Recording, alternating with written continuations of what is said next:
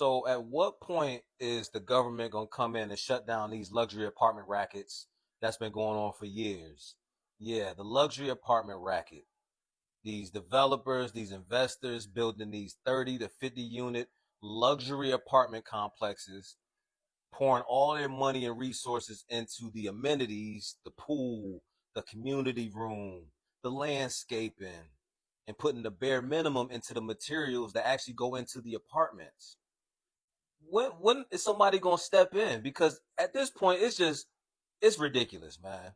I'll give you a perfect example. So I live in Tampa, Florida, right?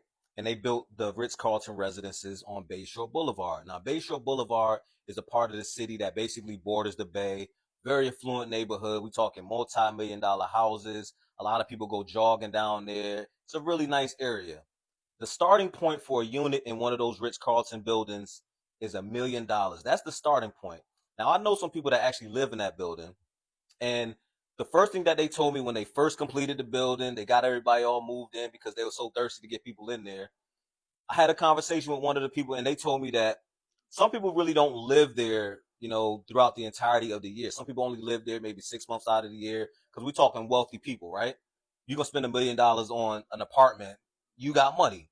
One of the first incidents that happened there was one of the tenants did a load of laundry before they left because they planned on leaving for a few months. So they did some laundry there and they left. They didn't think anything of it. But apparently, one of the hoses wasn't connected properly into the machine. So a lot of water had leaked from the machine onto the floor. Now, that water sat there for a while until it made its way to the unit below them. That water pretty much damaged a lot of the furniture on the unit below them. Like, now we're talking not IKEA furniture. We're talking some expensive furniture, right? So they had to replace all their furniture. The damage to both units had to be repaired. We talking drywall, we talking flooring, all that, right? And this happened in more than one unit. The patios wasn't pitched properly, so whenever it would rain, it would leave a big ass puddle on the patio. The tubs wasn't leveled properly, so whenever people took a shower, the water wouldn't drain out completely. It would stay in the back of the tub, leaving a big old puddle in the back of the tub.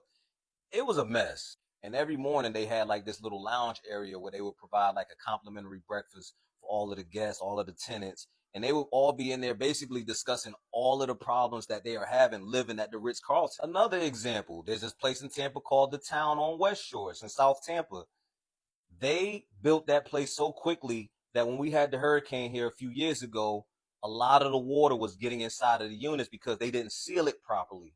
So they had to individually move each tenant out one by one because of the damage that it caused to not only the inside of the unit, but some of their belongings, some of their property. It took like 6 months, damn near a year, for them to fix and repair the exterior. And then, of course, fix and repair the units and get everybody moved back in. Man, listen, this is what they do, man. They build these places so quick and they be so thirsty to get people in there. They don't vet people properly. Like, outside of them asking you to make 2 to 3 times the rent, there's no real vetting process like that. The management be lousy because they don't hire anyone with real actual property management experience. So you combine that with them not vetting people properly, there aren't going to be any consequences when people break the community rules. I'll give y'all one last example. I lived in a place in South Tampa called Azola. And if any of these places that I'm speaking of in this video is familiar, please leave it in the comments. If I'm lying, I'm flying. In the short period of time that I was there, I'm talking like within a year and a half, none of the original people that was there when I moved in was there. They were all gone. I'm talking leasing agents, property managers, maintenance people. None of them was there. And what started to happen? No one respected the community rules. I felt like I was back in the projects.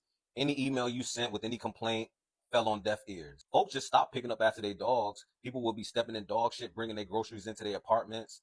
The community pool started looking like a pool party at Dre's in Vegas. The fitness center was never clean. But that's what happens when these developers quickly build these huge apartment complexes, charge you $3,000 for a studio in what used to be a very high crime area. And if you wasn't from the city, you wouldn't even know that they used to film the first 48 in this part of town.